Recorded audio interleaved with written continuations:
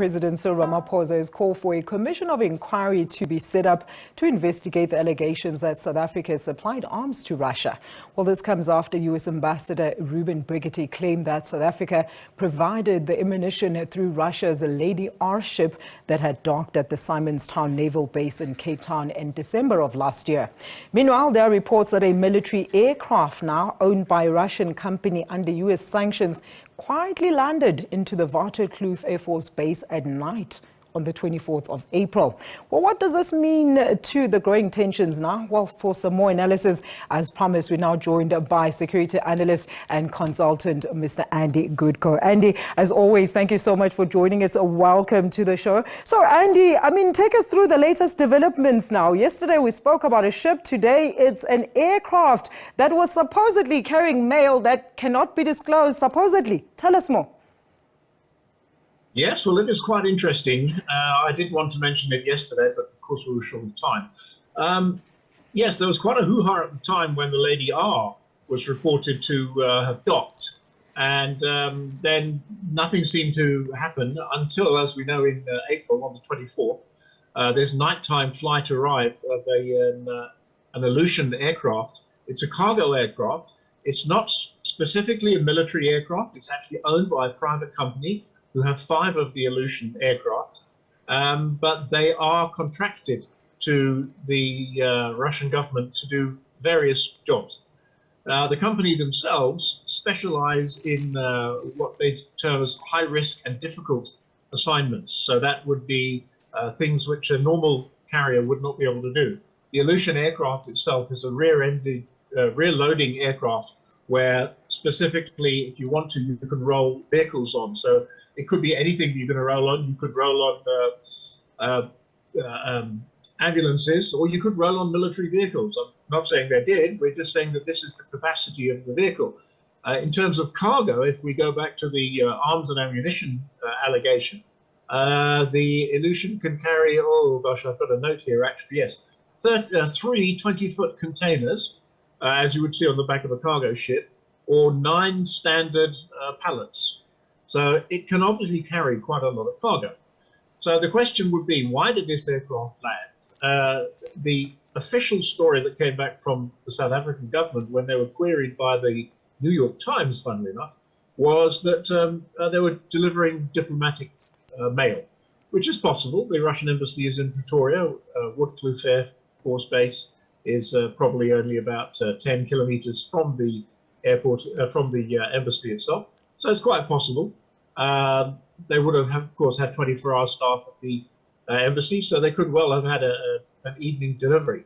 However, the New York Times also pointed out that that aircraft, previously, that individual aircraft, had been known to ship weapons for Russia. So they were concerned about it, and it was brought up. I'm just going to scroll down here to see if I can find the name of the senator. There was a U.S. Senator Reich of Idaho, referring to this aircraft landing, said the South African people remain important partners of the United States, but we can no longer accept its government's continued hostile acts against U.S. sovereign interests and must respond appropriately. So that was a couple of days after the 24th day. Andy, is it normal? I know one of the South African opposition leaders said that it is normal for diplomatic mail to be carried in between countries without necessarily raising any alarm within the authorities. Is this a normal practice, according to you? Well, I don't see why not, because the aircraft, if it was carrying diplomatic goods, would have diplomatic cover. So it's not that unusual that it would be authorized to land at a military Air Force base. That would fall under the ambit of the kind of facilities that Waterkloof would have been offering. It's a diplomatic process, so it's not that unusual. But Andy, as much as it might not be unusual, then the issue here remains. We are still not sure exactly 100% of what was loaded or offloaded from that plane. So I guess the question remains there: was it just diplomatic mail or any weapons as such that were carried on board? Well, certainly the aircraft has the potential either to deliver or to collect weapons. But there's no indication of that at the moment. we can't assume that the South African government were lying about the reason for the aircraft to land here. But just with the timing of the previous incident with the Lady R, and then the follow-up by the American ambassador here, it just creates an interesting discussion point. Absolutely, Andy. Now, in the likely event that, of course, indeed some arms or so forth were shipped to Russia, Andy, tell me, what kind of arms can South Africa give or supply to Russia that they do not already have? Well, that's a very good question. I know that the Russians are under stress at the moment with their own manufacture of arms, but then so is Arms Corps in South Africa. I can think of other countries that they could have gone to get weapons, but those other countries might be less willing to contravene sanctions. We must consider that many South Africans attended both military and political training in Russia during the apartheid era.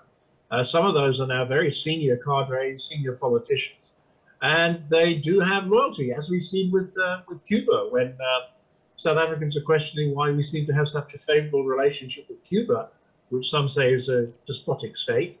And that, again, ties back to the support that was given in the struggle against apartheid. So the roots, the story goes back a long time here. And overall, in closing also, Andy, in terms now of security and diplomatic ties and issues, I mean, Russia is a member of BRICS, US has investments in South Africa. Where does this impasse then leave us as South Africa, who's been purporting all along to be neutral in this issue? Is this maybe a sign that such relations with other countries that are affiliated to either of the two nations that I've mentioned can now take a position or a stance on how they relate to South Africa?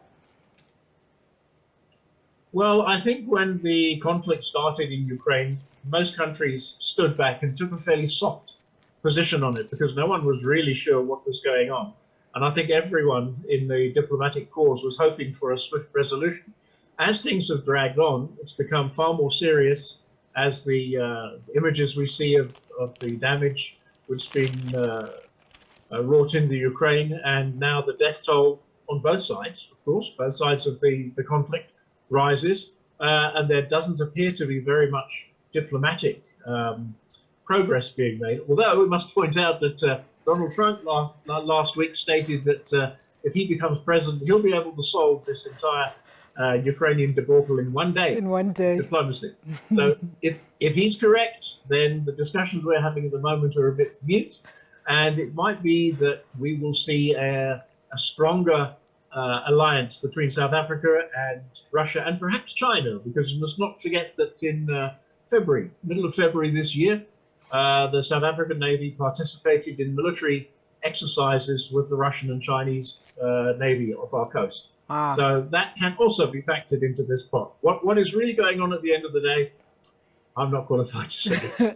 Andy, thank you so much. We're going to leave it there for tonight. Thank you so much. That is Mr. Andy Grudko, who's a security analyst as well as consultant.